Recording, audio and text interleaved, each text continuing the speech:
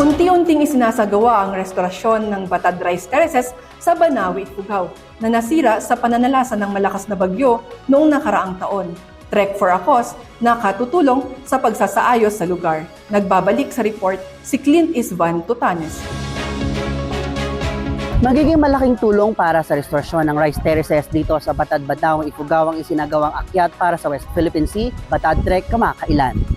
Kilala ang Batad sa Amphitheater nitong rice terraces na talaga namang dinarayo hindi lamang ng mga lokal na turista kundi pati na rin mga banyaga. Ngunit ang rice terraces na ito ngayon ay may tila ba malaking pilat. Ang markang ito ay dahil sa pananalasa ng Bagyong Uwan Nobyembre ng nakaraang taon.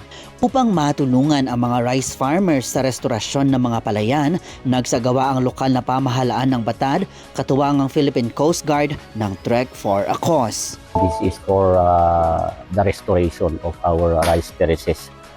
Kung anumang maipon dito, pupunta yan sa mga farmers natin para makatulong sa restoration ng Batad rice terraces na ito makikita natin na nasira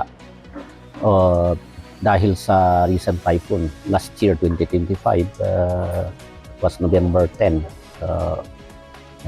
because of Typhoon Uwan.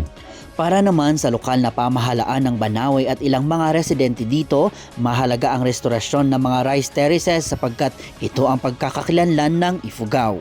By preserving the Batad rice terraces, by restoring the Batad rice terraces, it's also a way of preserving our rich cultural heritage which we could offer not just in the Philippines but the entire world. Para po sa akin na nakatira dito o taga Banawi po, napakahalaga po na kailangan po nating i-restore ang ating rice terraces sapagkat ito po yung sabi natin nagbumubuhay sa atin. Nagsimula ang restorasyon ng mga rice terraces sa Food for Work ng DSWD.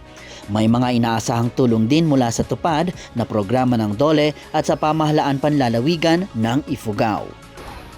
Sa nalikom na suporta mula sa Trek ay inaasahang maibabalik ang dating ganda ng rice terraces dito sa Batad. Mula sa Banawi, Ifugao, Clint Isvan Tutanes para sa PIA News, Cordillera.